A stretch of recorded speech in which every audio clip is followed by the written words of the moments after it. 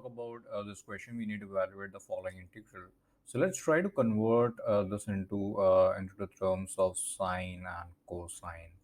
So that's going to look like sine hyperbolic 2x remains as it is, and cosec hyperbolic square 2x can be written as 1 over sine. So 1 over sine hyperbolic square 2x. That's how it's going to look like.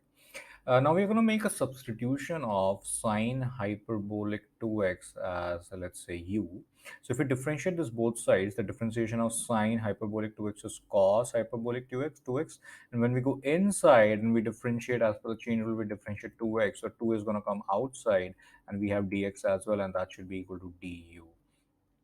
So from here we get cos hyperbolic 2x dx must be equal to du over 2. So we're going to replace cos hyperbolic 2x times dx with du over 2. So this is du over 2.